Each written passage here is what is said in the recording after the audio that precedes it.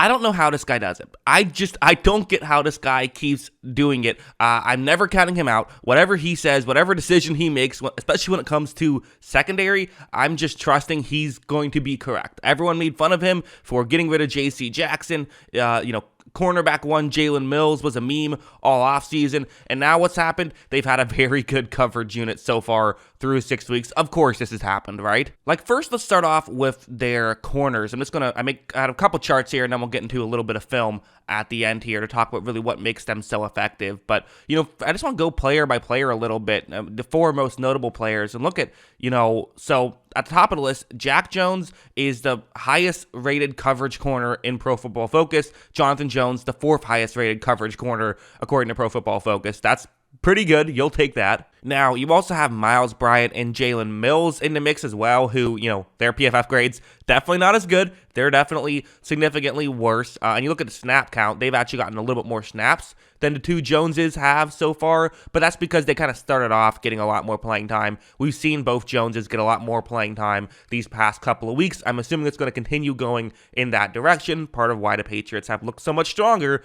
is because they're playing Jonathan Jones and Jack Jones more snaps than they were playing earlier on. And you look at all the way over to the right, the amount of money these guys are making, that's the other notable thing is, they didn't pay J.C. Jackson big money, and that was controversial at the time, which, it makes sense why it's controversial at the time. You have this corner who's played really good football for you. Usually those guys don't even hit free agency. They get locked up, and yet the Patriots said, we're going to let this guy go.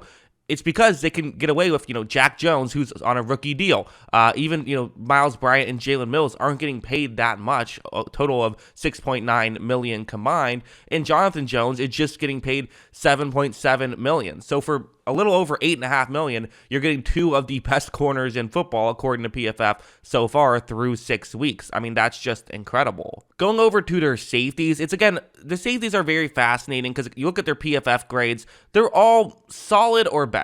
Kyle Duggar's been solid at 55. That's kind of, average safety play, according to PFF. And again, small sample size can definitely cause some variance in that stuff. But, Devin McCourtney is also kind of in that range. And then Jabril Peppers and Adrian Phillips have been top 30, according to PFF. You look at the snap count, Peppers hasn't been used a ton. Phillips has been used a decent amount. And then McCourtney and Duggar also, McCourtney getting the bulk of the snaps at the safety position. But while none of these guys have been incredible, it's oftentimes with Bill Belichick, not necessarily about how good are the players themselves, but how he's using them. He'll put guys in positions to succeed. These are four guys who have very distinct different roles, and they all will just play that role, which allows them to play better football. And again, you look at how much they're getting paid all the way over to the on the right. They're getting paid, not that much for how much most teams will pay for the safety position, but they're getting very good value at the safety position. I should mention the getting paid, I'm just talking about cap hit, not actual cash, but still, that's what we're talking about here. So it's, it's fascinating. I decided to make this chart because the average elite defense, elite coverage unit is worth about 4.26 wins according to my analytics. That's how much an elite coverage unit can get you. So if you spend, if using $25 million per win, if you spent $106.5 million to get that elite coverage unit, you'd be okay. That's what an average team would do to get that coverage unit. That's average. The Patriots have spent $28.5 million on it. So that's just, again, you could argue it's not elite yet because those first couple weeks still did happen, but it's playing elite these past few weeks once they've kind of figured out how to use these guys. I expect it to be elite, and so therefore you're basically getting $100 million worth of value for just a little under $30 million. This is why Bill Belichick has been so successful over the years. I mean, listen, obviously having Tom Brady helps. Having a quarterback, an elite quarterback like that is always a cheat code in allowing you to be successful, but it's worth mentioning. There's been other teams with elite quarterbacks who have come nowhere close to having the success that the Patriots had with Brady there, and I think a big part of it is because Belichick can do things like this. But now let's go over to a little bit of film. Not going to go crazy with the film, but want to talk about some of it. This is kind of a good example of just what what it allows Belichick to do. So this is going to be cover zero, and The main reason I bring up this play is kind of even less about this play itself, but just as an example of, hey, kind of a unique coverage, right? Playing cover 0 here when the Browns are at their own 28-yard line. What Belichick loves to do is exploit his opponent's weaknesses. He looks at his opponent, says, okay, what coverage are they the worst at? I want to play that coverage consistently against them. This is the whole Jared Goff Super Bowl collapse, right? Playing a defense that they cannot play.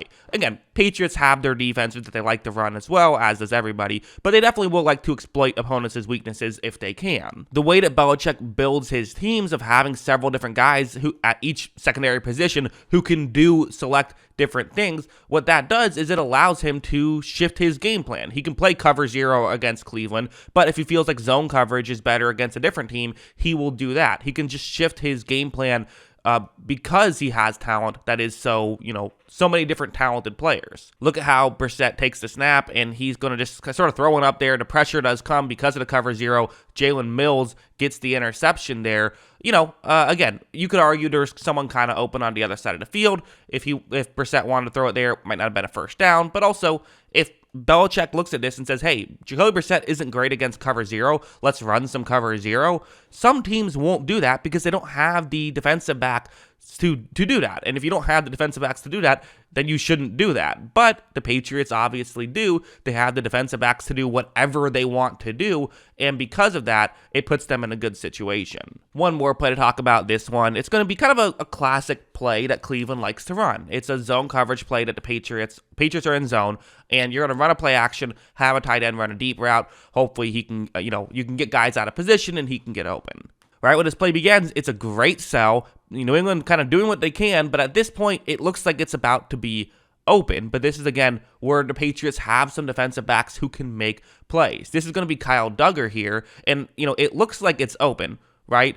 But New England has a safety deep, and Kyle Duggar is keeping pace of him. So while it looks to be wide open, it's actually going to have to be a pretty good throw for this to be a completion. And as you see, Brissett definitely underthrows this one a little bit, but it wasn't a horrible underthrow, and it results in an interception due to a great defensive play. So, McCourtney was right back deep, so he couldn't have just bombed it deep. You had Duggar right there. So even in situations where you scheme something open, it's still difficult because the Patriots have defensive backs who can make plays, and a lot of these guys were players that, some people were making fun of Bill Belichick for drafting. People were saying, this guy, I don't know about him. Again, how much was talked about of Jalen Mills, cornerback 1, being a meme this offseason. Well, okay, listen, he hasn't played well, but the rest of the cornerback room has played very well. Belichick just finds guys, and you also have to factor in, they added Malcolm Butler thinking he was going to be a decent part of this secondary, and then he got hurt right away. So that's another fascinating scenario here, is that was supposed to be a thing, but Bill Belichick still figured it out. Again, when he does something involving corners, involving secondary, you trust him. Whatever you're doing and he's doing, he's right and you're wrong. So stop being like yourself and start being like him, because he knows how to do this. That's what I think. What do you guys think? Let me know what you think in the comments below. Always love hearing from you. And of course, as always, thanks for watching.